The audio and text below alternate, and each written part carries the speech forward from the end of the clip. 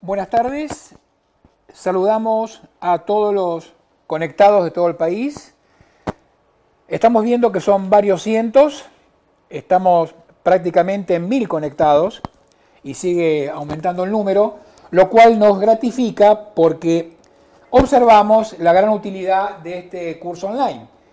En este momento, en la conferencia de hoy, va a exponer la doctora Luz María Pagano. La doctora Luz María Pagano es una especialista en su materia, es curadora pública, es docente de grado y de posgrado en diversas universidades, es además autora de diversas publicaciones y realmente aúna a todo ello una praxis dilatada, de modo que vamos a poder escuchar una exposición muy interesante. Como ustedes saben, va a haber un receso aproximadamente a las 20:15. Al cabo de unos 15 minutos se retoma la última media hora y la doctora va a responder a las preguntas que ustedes vayan haciendo, las cuales las vamos a colectar y se las pasaremos en el intervalo. Así que queda con ustedes la doctora Pagano. Adelante, doctora. Bueno, buenas tardes a todos los que están del otro lado. Yo, antes de empezar con el Power, ayer a última hora me pidieron que hiciera un agregado que hablara de la existencia de las personas, así que esa parte va sin Power. Hay muy pocos artículos que tratan esto en el nuevo Código Civil y Comercial, pero el 19 se lleva todos los premios porque ha sido un artículo sumamente conflictivo. Así que bueno, vamos a tratar de dar un pantallazo breve pero contundente sobre el artículo.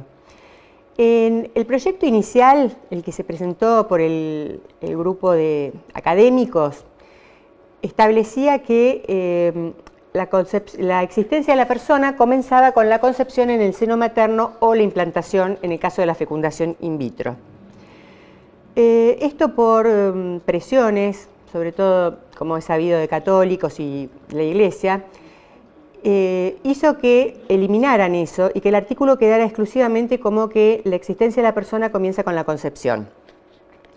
Esto dio lugar a dos posturas contrapuestas. Unos que entendían que la concepción implicaba el momento en donde se produce la unión del óvulo con el espermatozoide, y otros que entendían que era a partir de la anidación.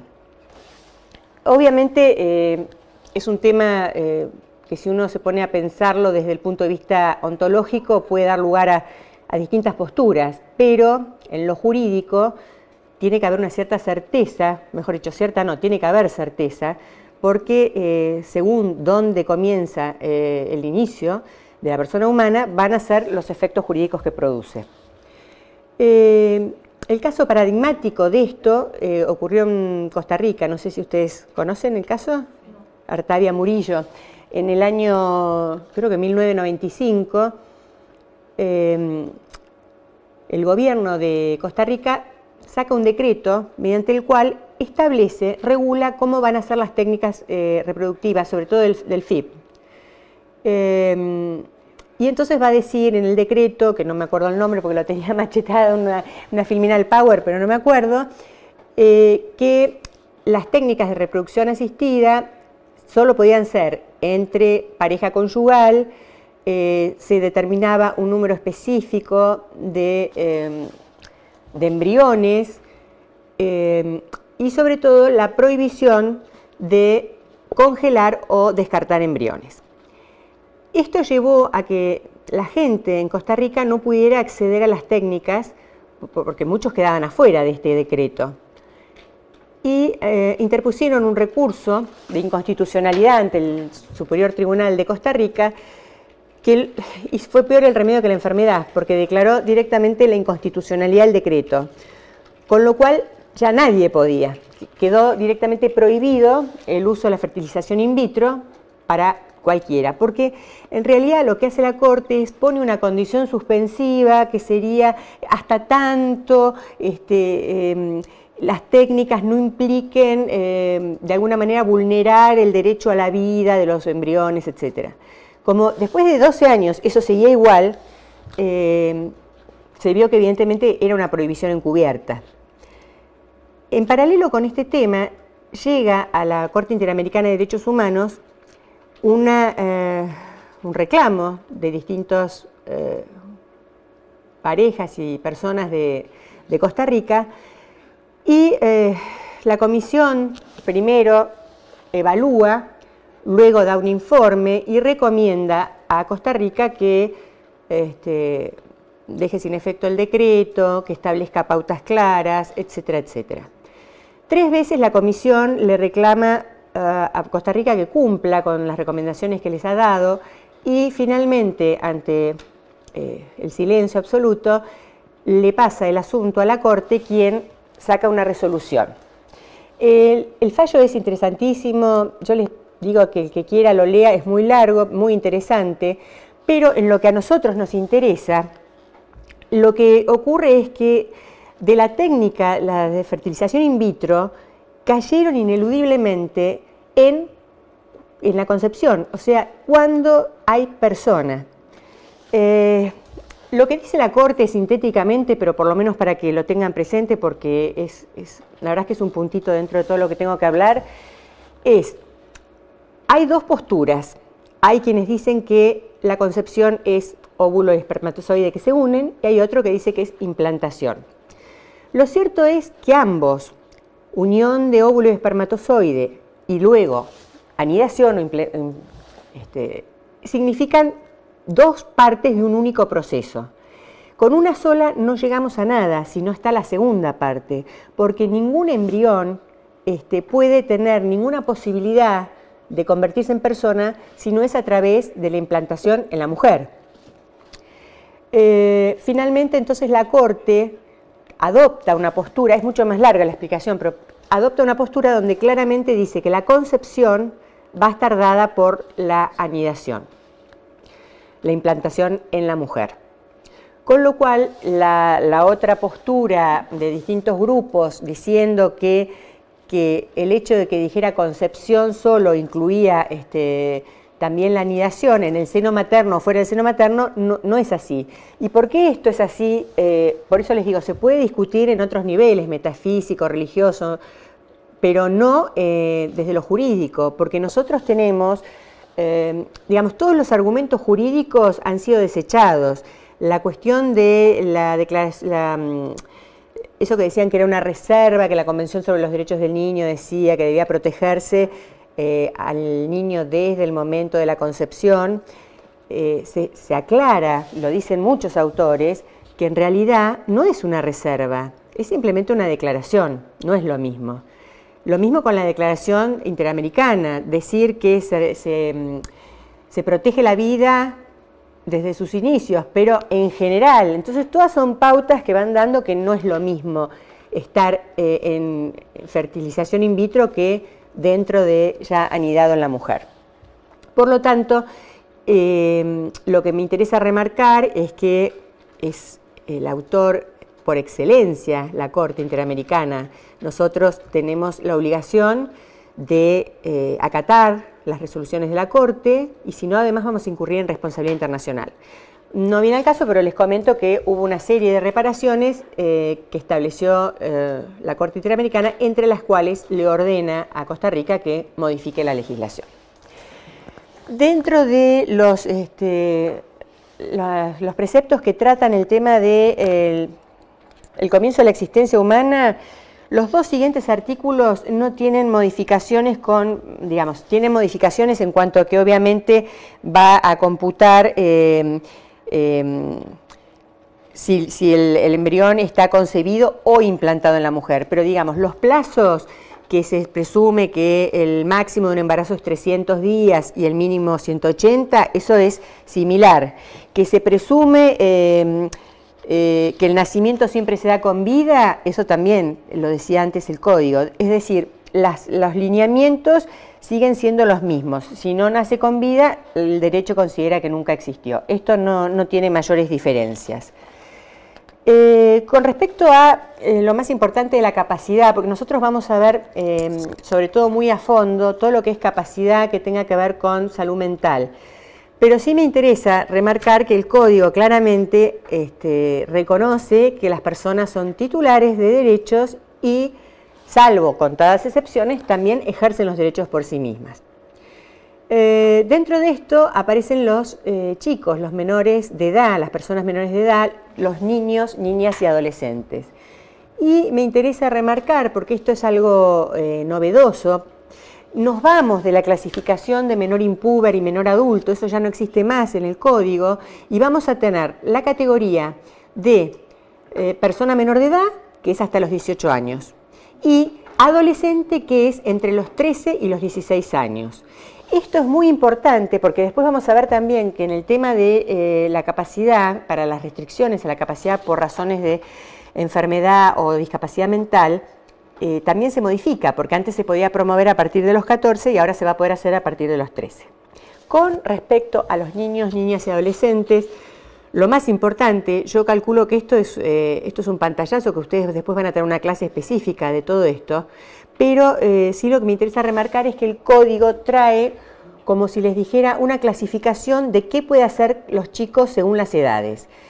Obviamente la edad clave, salvo después, por supuesto, considerar el que tiene un grado de madurez suficiente, pero en líneas generales el código va a decir, entre los 13 años que comienza la adolescencia hasta los 16, los chicos van a poder decidir en cuestiones que hacen a su salud en tanto y en cuanto, y da tres excepciones, mejor dicho, 3 casos en los que va a poder ser así.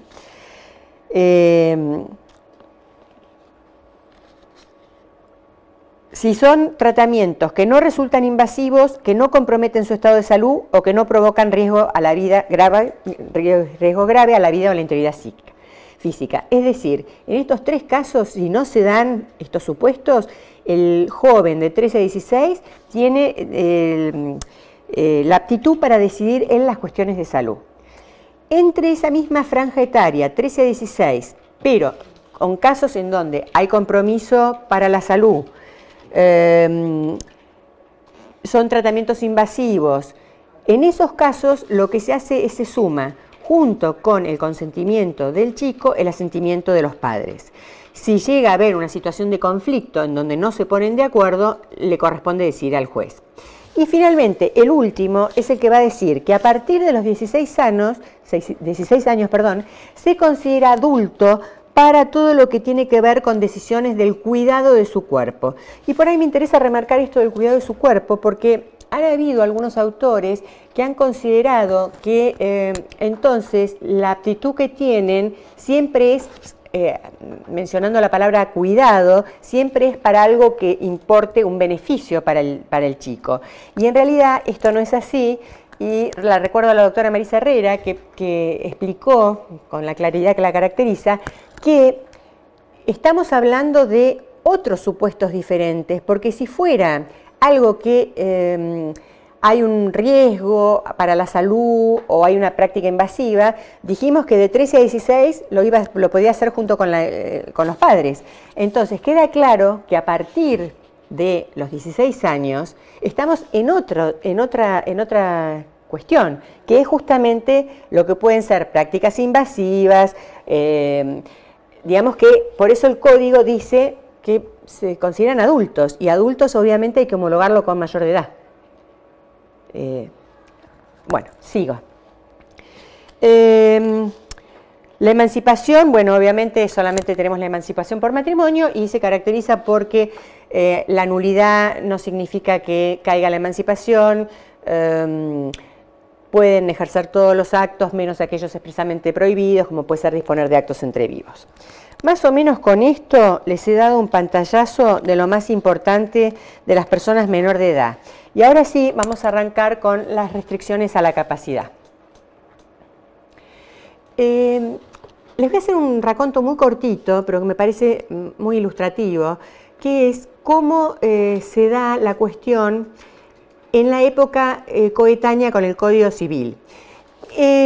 Rabinovich Bergman escribe un artículo que ahí lo tienen, se llama Quebrar la bipolaridad, en donde él, a través de 2 obras literarias, muestra cómo era vista la locura en la época próxima al Código Civil.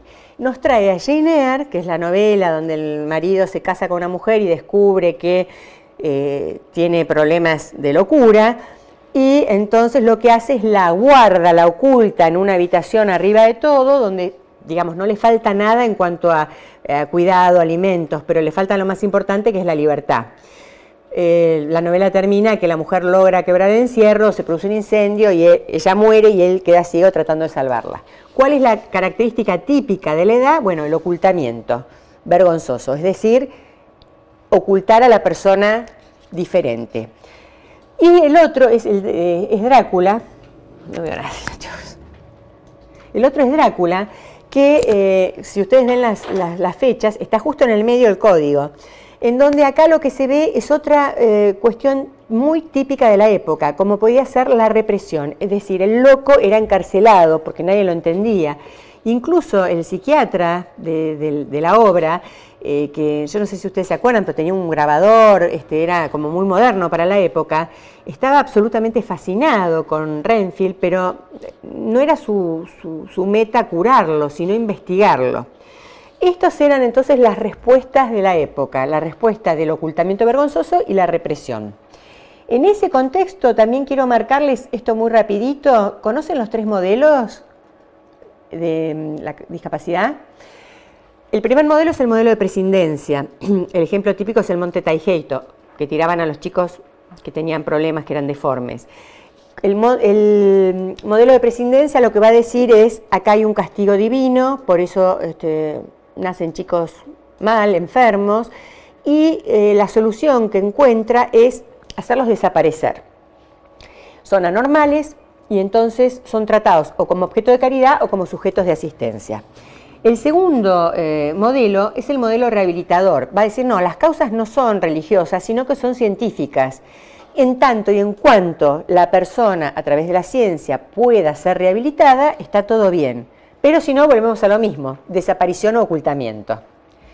¿Por qué? Porque no podían ser rehabilitadas, que es lo que propendía en este modelo. Les quiero aclarar que estos modelos no es que van primero uno, después otro, muchas veces coexisten.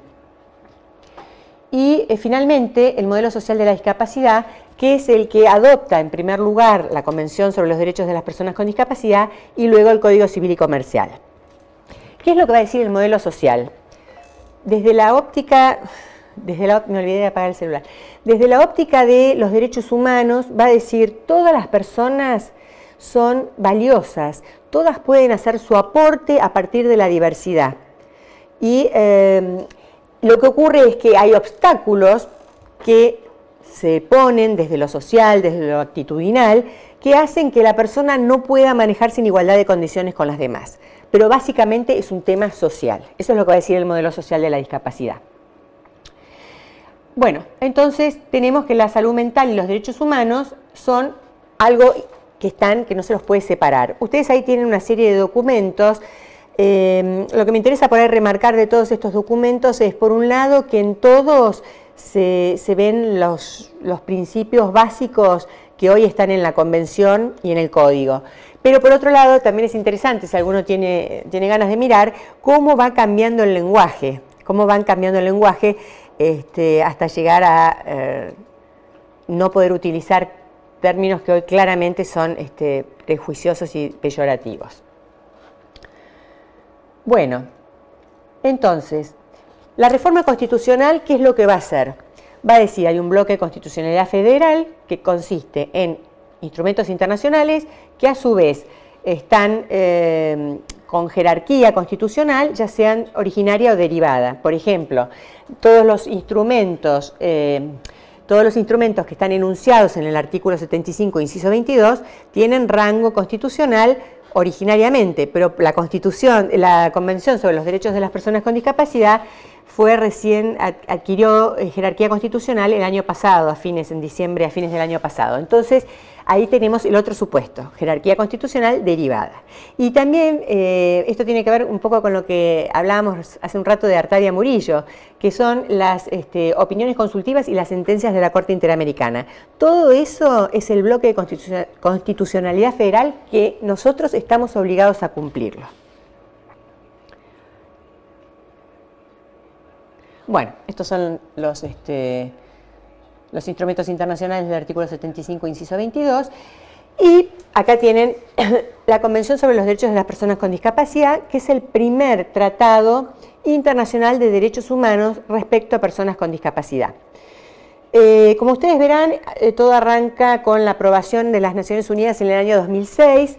En el 2008 la aprobamos por ley interna nuestra, la ratificamos también en septiembre del 2008 y finalmente, por la ley 27044, ya la tenemos incluida dentro del bloque de constitucionalidad federal.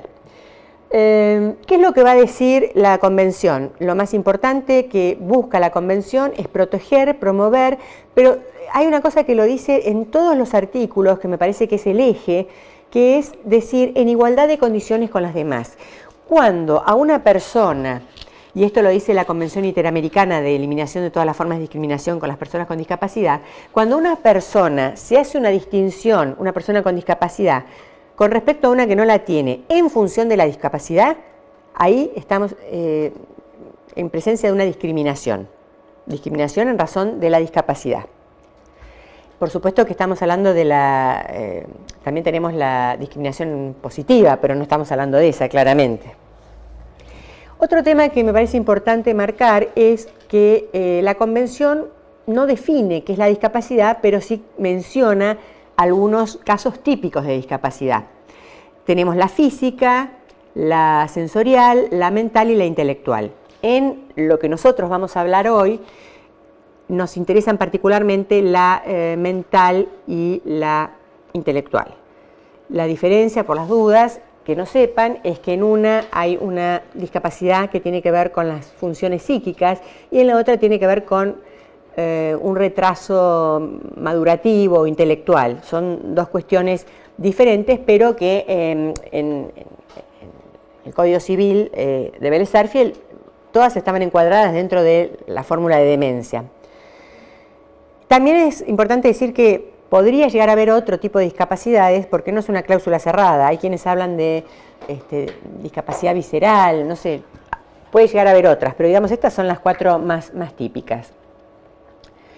Y el artículo 3 es el que nos va a dar lo más importante, que es la dignidad de la persona humana, la autonomía individual y la libertad de tomar las propias decisiones. ¿Por qué esto es tan importante? Porque entonces acá nos ven, esto es el eje del modelo social de la discapacidad. Las personas con discapacidad tienen derecho a tomar sus propias decisiones. Y si todos nosotros, cuando decidimos, nos equivocamos tantas veces, las personas con discapacidad tienen el derecho a equivocarse. Bueno, este es otro artículo, así como el artículo 19 del Código Civil y Comercial es conflictivo, este es un artículo también sumamente conflictivo. ¿Lo conocen? El artículo 12.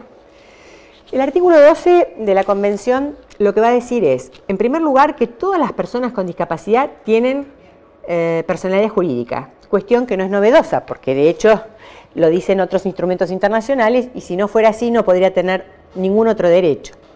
En segundo lugar, reconoce la titularidad. Hasta ahora nada novedoso, todo eso ya lo teníamos con el Código de Vélez.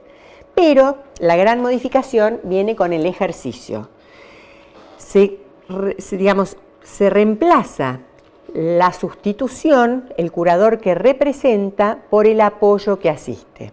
Y va a decir el artículo 12, todas las personas con discapacidad tienen que poder ejercer los derechos por sí mismas, pero reconociendo que hay algunos casos, porque digamos la Convención no va a decir que todos pueden hacer todo, porque no es así, reconoce que hay personas que solas no pueden, prevé la asistencia de los apoyos, de uno más, y hay distintos tipos de apoyo, enseguida los vamos a ver. Por otro lado, también establece que junto con ese apoyo tiene que haber salvaguardias, es decir, controles para que el apoyo no se aproveche de la persona vulnerable con discapacidad. Entonces tenemos el ejercicio, los apoyos y las salvaguardias, que tienen que ser efectivas y adecuadas de acuerdo a cada persona. Y como ustedes verán, sigue diciendo que tienen que ser proporcionadas al grado de dichas medidas que puedan afectar los intereses de la persona. A su vez, también lo dice, en nuestro caso no habría problemas, desde lo jurídico, siempre las personas que tenían sentencia de interdicción eran aptas para heredar, digamos, no estaba cuestionado, pero por ahí lo que sí parece un poco más complicado, que también tenemos que abrir la cabeza, es con todo lo que tiene que ver con que la persona pueda sacar créditos, pueda endeudarse para algo lógico, ¿no? Pero digamos, eso está previsto. Les digo esto porque yo como curadora es un tema para mí complicado, cuando me vienen a pedir por ahí para sacar créditos.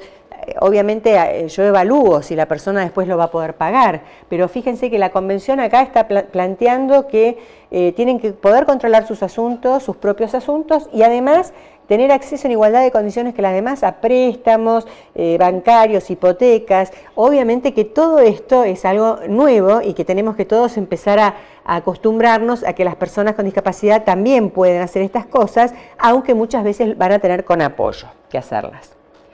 Entonces, bueno, acá tienen el resumen de lo que les venía diciendo del artículo 12. Con respecto a los apoyos,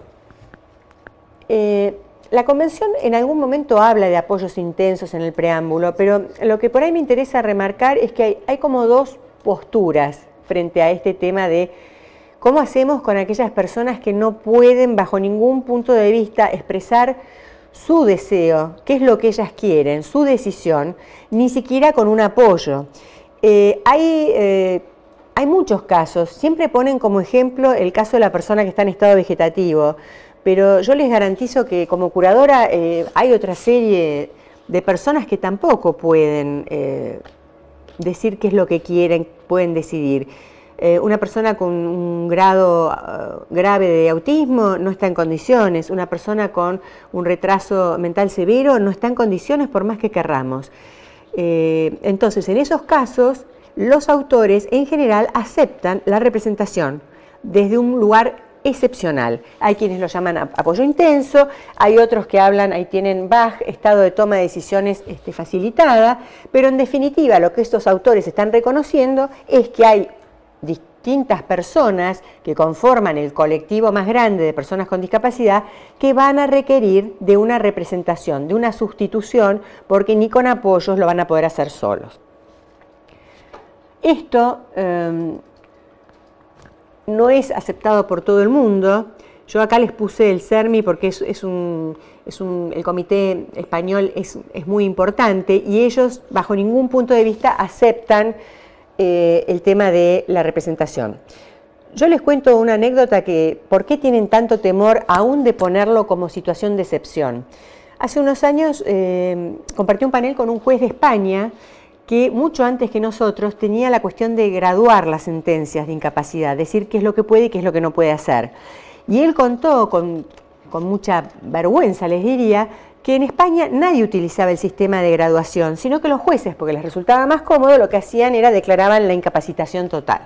Entonces, de acá viene este temor de dejar una brecha y que la excepción se convierta en la regla. Eso es lo que está pasando con estas posturas así medio duras. Yo les recomiendo a todos que lean la observación general número 1 del comité, porque trata específicamente el artículo 12 de la Convención, es muy interesante, yo se los traje en el material que dejé, porque de alguna manera clarifica qué es lo que se entiende por apoyo, cuándo se puede hacer, cuándo es excesivo, y una de las cuestiones fundamentales es esto que lo veíamos recién en la Convención cuando hablábamos que la persona tiene que poder decidir por sí misma. El apoyo no puede ser el que decida, el apoyo tiene que asistir, colaborar, pero no decidir por la persona. Es la persona con discapacidad la que tiene que decidir. Por lo tanto, deben respetarse los derechos de la persona con discapacidad. Dentro de la reforma del Código Civil tenemos que también adopta la posibilidad de que los apoyos puedan ser más de uno. Y, por supuesto, los apoyos pueden ser pares, red social, algunas iglesias que tienen, que reciben a la comunidad, digamos, hay de todo un poco. También hay otro tipo de apoyos que no tienen que ver con las personas, pero que también se los nombro para que sepan, como pueden ser los apoyos tecnológicos, los perros guías, hay distintos tipos de apoyo. Bueno, esto también lo vimos un poco más sintéticamente dicho en el artículo 12, y es esto que el tipo y la intensidad de apoyo va a depender de cada persona en particular. Y en todo momento, en situaciones de crisis, se debe respetar la autonomía personal y la capacidad de las personas con discapacidad. Después, yo hago un paréntesis, después vamos a ver que si la persona está en una situación de descompensación psiquiátrica, esto no es así, no se puede respetar, pero porque la persona no está en condiciones de decidir libremente. Ese es un caso que no puede encuadrar nunca en esto de que en todo momento debe respetarse la decisión, porque si la persona justamente está en una crisis, en una descompensación, no hay una decisión libre, válida. Bueno, esto me interesa remarcárselos porque nosotros estamos viendo en los juzgados nacionales que estamos en la etapa de prueba y error, que es lo que hacen los jueces con las sentencias. Después vamos a ver algunas partes resolutivas, pero por ahí lo que más me interesa es que ustedes piensen que yo soy curadora pública, oficial. Junto con 17 colegas más, somos los curadores de toda Capital Federal.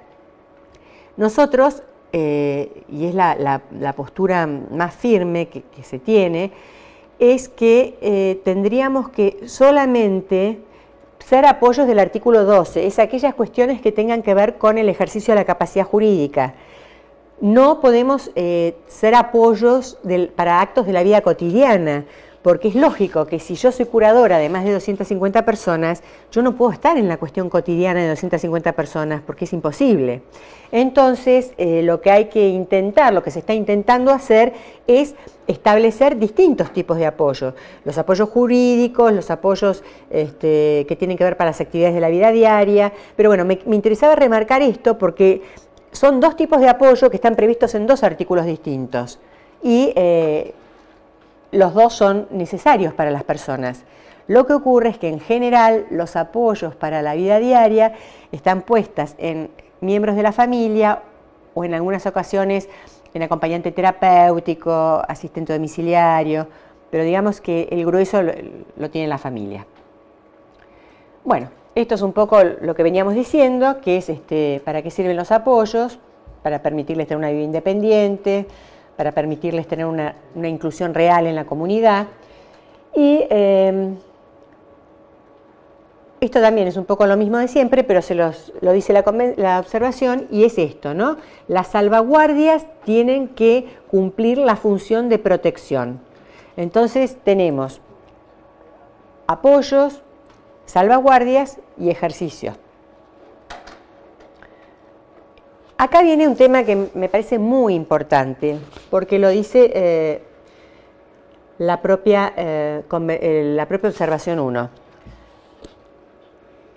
Yo les dije hace un ratito que no todas las personas pueden decidir ni siquiera con apoyos, que hay personas que no pueden siquiera tener la posibilidad de comunicarse y decir qué es lo que quieren.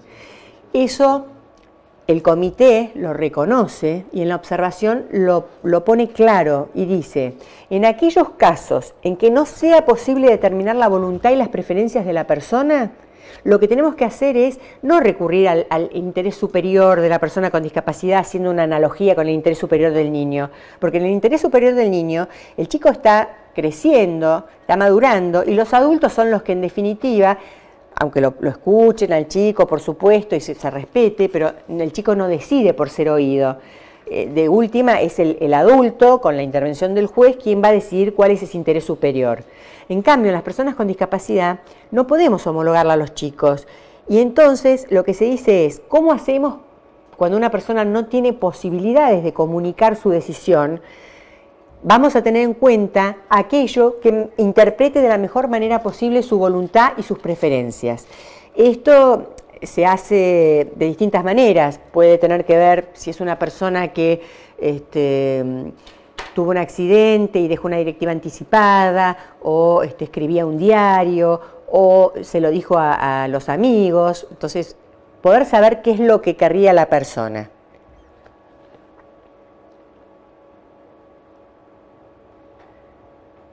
Bueno, la observación general también habla del tema de la capacitación. Y esto está muy bueno porque también la tienen que recibir las personas que imparten los apoyos, porque como esto es un modelo social novedoso, que lo estamos implementando y poniendo en práctica todos, y estamos en la etapa de prueba y error, puede llegar a ocurrir que el apoyo sobreproteja a la persona, no la deje decidir. Entonces, la capacitación también tiene que ser para los apoyos, para los apoyos y para las personas que reciben apoyo. La persona que recibe apoyo, a su vez, va a poder, en función de esto, darse cuenta cuando necesita menos apoyo o cuando ya no lo necesita. Es decir, la capacitación es tanto para las personas que brindan el apoyo como para las que la reciben. Bueno, esto es algo que dice la observación general. Tiene algún grado de complicación, pero nada que no se pueda subsanar con las fuentes y todos los instrumentos internacionales y nuestro código.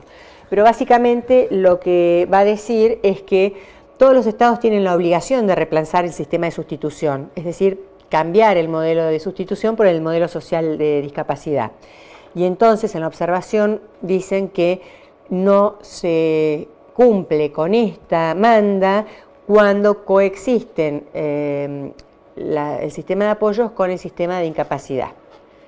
Lo que pasa es que, bueno, volvemos a lo de antes, hay gente que necesita, después vamos a verlo un poquito en profundidad.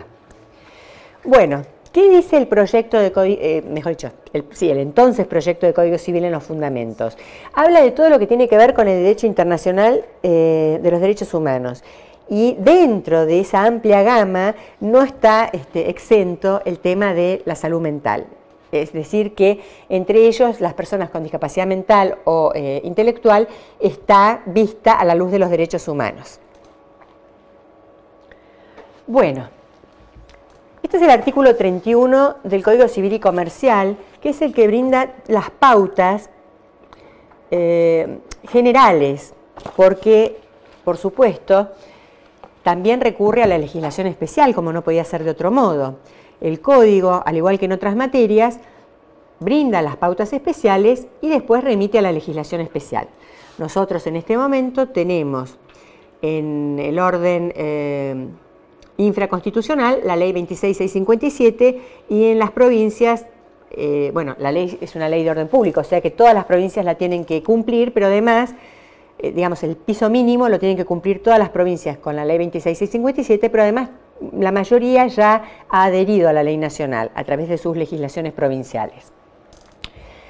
¿Qué es lo que va a decir el artículo 31? Que, como les digo, es muy importante. Va a decir, en primer lugar, que tanto para las cuestiones de fondo como de forma se va a regir por estas reglas. Y acá volvemos al tema que ya se ha visto en otras cuestiones, que es que el Código Civil brinda algunas normas procesales en todas aquellas cuestiones que considera que son fundamentales que haya unanimidad de criterio, homogeneidad. Entonces, estas normas, si ustedes las miran así atentamente, van a ver que hay de fondo y de forma, pero por eso les digo, es una de las tantas excepciones en donde el código también incorpora normas procesales. ¿Qué es lo que va a decir? Algo que en realidad ya viene de antes también. Va a decir que la capacidad de las personas se presume. Lo que pasa es que en el contexto del nuevo Código Civil, esta capacidad cobra una fuerza mucho más virulenta. Y además pone estén o no internadas. ¿Saben por qué pone esto? Porque hasta hace poco tiempo las personas internadas en establecimientos públicos, por ejemplo, no podían votar, aunque no tuvieran sentencia de interdicción. Es decir, se hacía una diferencia entre la persona que estaba internada y la persona que no estaba internada. Entonces, por eso, claramente, el artículo 31 dice que se presume la capacidad de todas las personas, porque la persona que está privada de libertad en términos de derechos humanos, muchas veces le cercenan derechos. Eso es una cosa que uno ve mucho, sobre todo las personas que están institucionalizadas en determinados regímenes, son muy, muy severos. Otra cuestión es que también insiste el artículo 31 es que las limitaciones siempre van a tener carácter excepcional. Cuando se limita la capacidad, siempre tiene carácter excepcional. Y otra cuestión que me parece fundamental es que el paradigma es que siempre que se limite la capacidad va a ser en beneficio de la persona. Esto se los remarco porque me parece fundamental. Otra cuestión, carácter interdisciplinario. Ustedes fíjense que son todas reglas que ya las tenemos en la Ley de Salud Mental, pero que acá claramente dicen, esto es lo básico, y además todo lo que dicen las legislaciones especiales. Y la cuestión de la evaluación interdisciplinaria, tanto para tratamiento como para dictado en el proceso para el dictado de la sentencia. Este es otro tema muy importante, que la persona tiene derecho a recibir información a través de los medios y tecnologías adecuadas para su comprensión. ¿Por qué? Porque si no, corremos el riesgo de decir que una persona no puede brindar su manifestación de voluntad, su decisión, porque no la puede decir, y en realidad no la puede decir, no, es que no le hemos puesto a su disposición el método adecuado para que la persona pueda comunicarse. Entonces, una cosa es que la persona no pueda comunicarse de ninguna manera, y otra cosa es que la persona no pueda comunicarse porque no estamos cumpliendo con este paradigma de la Convención, que es eliminar los obstáculos para que la persona con discapacidad se pueda manejar en igualdad de condiciones con las demás. Otra cuestión novedosa que trae el Código Civil en esta materia es la obligación de que la persona cuente con patrocinio letrado en el proceso. Hasta ahora la obligación de patrocinio letrado está dada para las internaciones involuntarias exclusivamente. Ahora el Código dice que en todo proceso va a tener que tener un letrado que lo patrocine, que lo asista, y además va a tener que estar presente, sobre todo en las audiencias, el defensor de menores incapaces, que el Código pasa a llamar Ministerio Público. Y por último, bueno, también al igual que lo dice la Ley de Salud Mental, que se deben priorizar aquellas alternativas terapéuticas que sean las que menos restringen la libertad de la persona. Entonces tenemos, porque acá viene todo un tema novedoso que trae el Código Civil y Comercial. Tenemos la persona capaz, que no hay diferencias con la capacidad que tenemos hoy en el Código vigente. Tenemos el pródigo, que queda como único supuesto de inhabilitación. Tenemos la persona con capacidad restringida y tenemos la persona con incapacidad. Ahora vamos a ir viendo cada uno de una manera un poquito más exhaustiva. Por otro lado, dentro de las reglas generales, tenemos que la regla general es que las personas que son incapaces van a ejercer los derechos a través de sus representantes. Así como en la cuestión de niñez van a ser los padres. En este caso, la enumeración atiende a las personas con capacidad restringida o a las personas incapaces. Y en un caso va a decir los apoyos y en el caso de las personas incapaces, el curador o curadores, porque después vamos a ver que deja de ser unipersonal el cargo de curador. Bueno, este es un artículo que hay que aprendérselo como el Padre Nuestro. Es el artículo 32 y es el que nos da las pautas de cuándo estamos en presencia de una persona con capacidad restringida, cómo debe funcionar, y cuándo estamos en presencia de una persona con incapacidad que requiere de la presencia de un curador. Vamos a empezar por el segundo supuesto porque es el excepcional y es el más así taxativo. Por excepción, cuando la persona se encuentra absolutamente imposibilitada de interaccionar con su entorno y expresar su voluntad. Fíjense que de nuevo insiste, por cualquier modo, medio o formato adecuado. Y el sistema de apoyos resulta ineficaz. O sea que tienen que darse dos cuestiones. Por un lado, no hay medio o formato que pueda ser adecuado para la comunicación. Y por otro lado, el apoyo resulta ineficaz. Tienen que darse las dos cosas juntas. Porque puede, por ejemplo, ocurrir, les pongo un ejemplo que se me ocurre ahora, una persona que no sabe leer y escribir, pero con el lenguaje de señas, entonces a lo mejor con un apoyo ya está solucionado, o con Bueno, entonces eso es en lo que tiene que ver con la excepción. En esos casos que la persona no puede comunicarse de ninguna manera y el apoyo es ineficaz, el juez puede declarar la incapacidad y nombrar uno o más curadores. Ahora bien, vamos a ver el tema de la capacidad restringida. El tema de la capacidad restringida básicamente apunta, habla en distintos artículos, habla de la capacidad restringida e incluye los apoyos que no tienen facultades de representación, pero no los quiero complicar. Vamos a empezar con los apoyos que sí tienen facultad de representación. Estos son los casos en que una persona tiene una imposibilidad para determinada cuestión. Entonces, el juez le designa un apoyo que va a tener facultades representativas, por eso estamos hablando de capacidad restringida, porque en todo lo demás la persona va a tener capacidad. Y en esa cuestión puntual que no puede, el juez le va a designar uno o más apoyos que van a tener facultades representativas, es decir, lo van a representar para el acto. Ahora, ¿cuándo estamos en presencia de la capacidad restringida? Acuérdense que les dije que ahora es a partir de los 13 años que se puede establecer el proceso en beneficio de la persona. Junto con la edad, tenemos que tener en cuenta que la persona tiene que tener alguna alteración mental que permanente o prolongada de suficiente gravedad y, por otro lado, la adicción.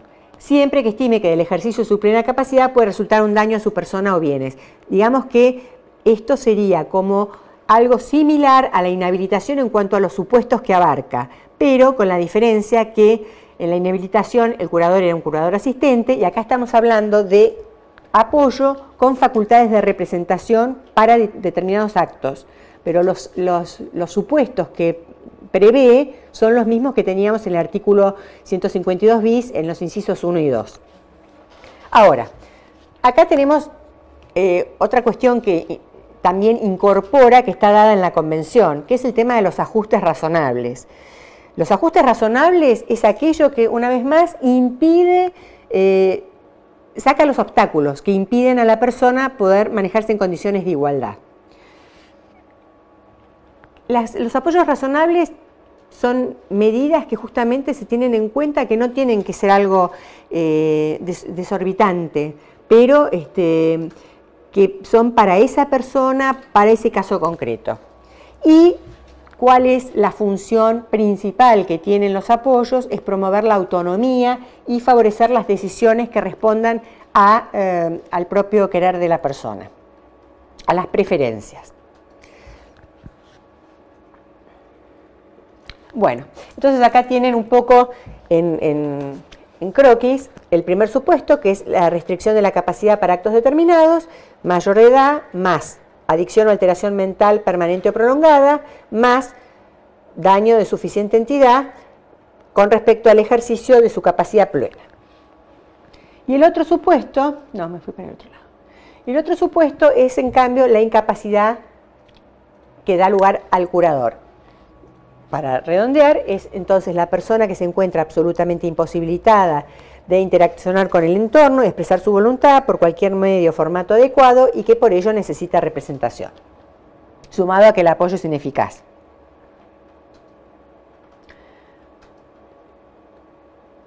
Esta es una definición que armé a partir del nuevo código, porque antes era... la definición que daban los autores era institución que tiene en cuenta gobernar la persona y los bienes de la persona. Una cosa de gobernar. Entonces, todo eso desaparece, estamos en otra frecuencia en este momento. Entonces, en función de lo que dice el código, yo puse institución mediante la cual una o más personas son designadas de modo excepcional como representantes legales de aquellas personas mayores de 13 años que se encuentren totalmente imposibilitadas de interaccionar con su entorno y expresar su voluntad por cualquier medio o formato adecuado y el sistema de apoyo resulta ineficaz. Es decir, lo que dice el código, pero puesto Bueno,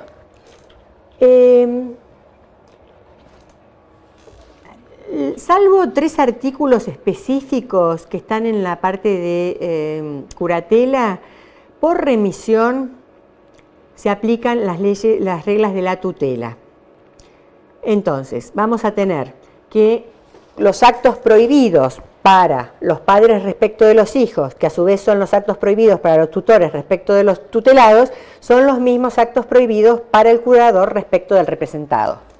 Es decir, el curador no puede celebrar un contrato, no puede endeudarlo, no puede ponerlo de garante suyo, digamos, todas las cuestiones que no puede hacer el tutor, no las puede hacer el curador. Y una específica del curador es que antes de aprobada judicialmente la cuenta final, no puede celebrar contrato alguno con el pupilo, aunque haya cesado la incapacidad. En este caso sería, una persona tiene una incapacidad para determinados actos puntuales. El apoyo no puede, aunque la restricción haya cesado, contratar con él hasta que no le hayan aprobado las cuentas de la curatela. Porque además es uno de los supuestos en donde si no le aprueban la rendición y el juez termina diciendo que hubo un mal desempeño de la función, la sanción es que no cobra los honorarios. Así que fíjense que es importante todo esto. Bueno, junto con los actos prohibidos están aquellos actos que requieren autorización judicial. Estos son los que están enunciados en el artículo 121 y son bastante similares a los que venían antes. Por ejemplo, si quiere alquilar un inmueble que no es el de la casa habitación donde vive el representado, entonces va a tener que pedir autorización.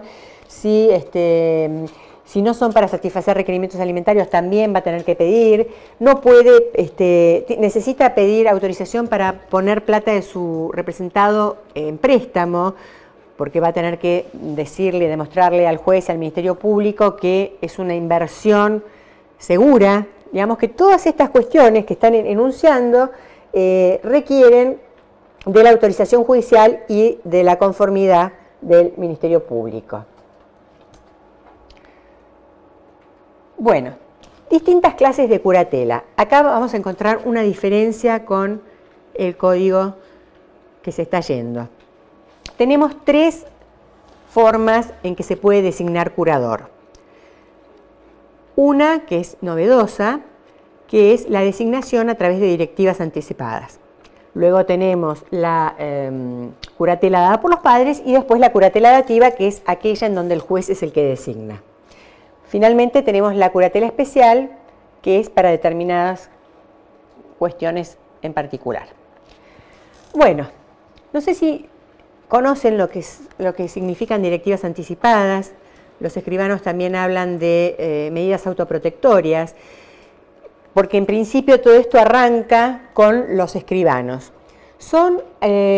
A mí me gustó esta definición que traen Llorens y Rajmil, que justamente son escribanos, porque es el derecho humano, el derecho de todo ser humano, el derecho humano a decidir y disponer sobre su vida, persona y bienes para el futuro ante la eventual pérdida de discernimiento. Fíjense, hay autores que por ahí hablan de la eventual pérdida de la capacidad, pero la capacidad es un concepto jurídico y lo que se apunta es cuando la persona ya no está en condiciones de decir lo que quiere, eso es pérdida de discernimiento. Entonces, para eso están previstas las directivas anticipadas.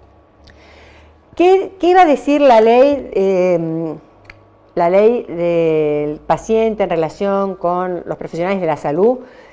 Hablando de las directivas anticipadas en materia de salud, va a decir que siempre requieren la forma escrita, que puede ser efectuadas ante escribano o ante el juez, en presencia de 2 testigos, y estas son las únicas formas que están previstas hoy en la legislación de fondo, es decir, ante juez o ante escribano. La curatela dada, yo no me acuerdo si esto puse algo más, pero bueno, la designación mediante directivas anticipadas hay un fallo interesante del doctor Pedro Hoff. Yo lo comenté al fallo, le hice una crítica que la quiero compartir con ustedes porque lo que hizo el juez fue, primero lo entrevistó al hombre, al señor, y luego le pidió a la psicóloga del juzgado que evaluara si la persona estaba en condiciones de prestar el consentimiento informado de lo que estaba pidiendo, que eran directivas que tenían que ver con no ser sometido a determinadas prácticas médicas una persona que estaba ya en etapa terminal de cáncer. La crítica que yo le hago es que es un requisito que agrega el juez, que además lo hace luego de haber conocido a la persona, lo hace antes de haber conocido a la persona, porque si hubiera sido después, uno puede decir, bueno, el juez tuvo dudas, pero lo hace, entonces es un requisito que no se le exige a los escribanos, una evaluación psicológica. De alguna manera, se ve que hay una discriminación, no se trata igual al que tiene plata y puede ir a un escribano que a la persona sin recursos que tiene que ir a un defensor oficial, porque entonces le agregan recaudos que no exige la ley. Eso es como para que tengan una idea. Empiezan a haber registros de actos de autoprotección, en donde el juez cuando se promueve un proceso pregunta al registro para ver si ha designado curador. Digamos que todo esto es algo novedoso, pero que empieza a instalarse de a poquito, porque en general las personas jóvenes no tenemos ese miedo a que nos vaya a pasar algo, pero la realidad es que nos puede pasar a cualquiera y con una directiva anticipada queda todo más claro. Además, la directiva anticipada, en el caso que estamos tratando, puede significar decir, quiero que fulano y fulana sean mis curadores, si me pasa algo y pierdo el discernimiento, y no quiero que fulana y merengano sean curadores, porque no quiero que sean mis curadores. Quiero que cuando esté mal pueda continuar viviendo en mi casa o que me pongan en una residencia, qué sé yo. Son todas cosas que uno puede decidir. Bueno, la curatela dada por los padres no tiene mayores diferencias. Seguimos teniendo que puede ser por testamento de escritura pública y lo que expresamente prevé el código es que como tanto el padre como la madre pueden establecer quién va a ser el curador, en principio el juez tiene que tratar de armonizarlos, siempre que sean compatibles. Y si no son compatibles, bueno, le corresponderá al juez decir. Y la curatela dativa, que es aquellos que puede nombrar el juez. Y las pautas para designación son similares a las que teníamos hasta ahora. El eje está dado por la idoneidad. La persona tiene que ser una persona que cumpla determinados requisitos y por ahí lo que me parece más importante de remarcarles es que desaparece la curatela legal que tantos problemas trajo. La curatela legal era aquella que establecía una orden de prelación de determinados parientes que se decía, si la persona muere y si los padres mueren, y no dejaron una designación de curador para el hijo, entonces le corresponde a fulanito, al cónyuge, al hijo, etcétera, etcétera. Esto dio lugar a muchísimos problemas judiciales porque de repente quería uno ser curador, decía yo estoy arriba en la lista, pero siempre igual, aún con la curatela legal, era el juez el que le correspondía decidir y ver qué era lo mejor para la persona, quién era el más indicado para ser el curador. Pero lo cierto es que otra de las cuestiones que ha desaparecido es decir que la curatela es una carga pública. No puede ser una carga pública porque justamente lo que tenemos que prever es que el curador se ocupe de la persona, de que tenga autonomía, de que si va a ser una persona que no se va a ocupar porque en realidad le molesta ser curador, mejor que no sea curador. Así que me parece genial que hayan sacado la curatela legal porque se presumía un afecto que no se daba siempre en los hechos por el grado de la proximidad de parentesco. Bueno, curatela especial. La curatela especial significa que hay algún tipo de problema por el cual el curador general no puede ser curador para determinado acto, o porque es curador de otra persona y hay intereses contrapuestos, o porque la persona con sentencia de incapacidad recibió un bien con la condición de que el curador no lo administre. Todos estos supuestos son supuestos que ya estaban antes, conocimientos específicos, porque si de repente hay que manejar una fábrica de chocolate y el curador no tiene por qué saber, entonces se puede poner un curador especial para esa función. Y el que agrega, que me parece muy importante, es el de razones de urgencia. Es decir, si la persona por cualquier motivo no tiene curador, o el que tiene dejó de estar porque se murió, porque lo removieron, hasta tanto el juez designe el curador, supóngase, el caso típico sería una persona que tiene muchos bienes. Obviamente, nosotros los curadores públicos no somos para esas personas. Ahí se designa un curador de la matrícula. Ahora, esa persona requiere, porque el curador era su mamá, requiere urgente que le empecemos a tramitar la obra social, porque al morir la madre que lo tenía como hijo a cargo, quedó sin obra social. Entonces, en ese caso, el juez, por razones de urgencia, puede nombrar a alguien que no va a ser a lo mejor el definitivo. Entonces, es muy importante esto, porque se está pensando en la persona. Inidoneidad. Son similares a los que teníamos antes. Desaparece la persona sordomuda, que antes no podía ser curador. Obviamente no pueden ser curadores las personas inhabilitadas, incapaces o con capacidad restringida, cosa que es lógico, porque si estamos diciendo que estas personas a su vez necesitan apoyo o curador, de ninguna manera ellas a su vez pueden ser curador de otra persona. Las demás son todas las que ya traía el código, así que las vamos a pasar. Características de la curatela son las básicas de cualquier función representativa. Me interesa hacer hincapié en que es personalísima, es decir, el curador no le puede pasar el cargo a otro, sino en todo caso el curador renunciará si tiene un problema y el juez evaluará quién tiene idoneidad para volver a hacer. Y el otro es remunerada. ¿Por qué les digo esto? Porque hay autores que consideran que es gratuita. Yo no estoy de acuerdo, digamos, como siempre pasa, hay media biblioteca que dice que es gratuita y otra media que dice que no. Pero lo cierto es que aún los que dicen que no es remunerada terminan aceptando que en función de que todo el mundo tiene derecho a ser remunerado por el trabajo, sería como un supuesto de excepción. O sea que en definitiva es remunerada, por eso también como sanción pierde la posibilidad de remuneración. 3 funciones del curador. 2 que son básicos, que es cuidar a la persona declarada incapaz y cuidar los bienes. Y la otra, la tercera, es tratar que recupere su salud, porque antes se decía tiene que buscar que recupere salud. Me parece que es lógico que trate, que intente, no siempre lo va a lograr. Pródigos. Quedó, como les dije antes, como supuesto de inhabilitación exclusivamente el pródigo, que a su vez puede tener uno o más apoyos. ¿Cuál es la diferencia con el Código Civil anterior? Que el Código Civil anterior establecía que el pródigo tenía que haber dilapidado una parte importante del patrimonio y eso desaparece, es decir, que todo será una cuestión de evaluación judicial. Y justamente porque está en función de la protección del grupo familiar, solamente las corresponde al cónyuge, conviviente y ascendientes o descendientes. Apoyo. Bueno, lo dejamos para después del recreo.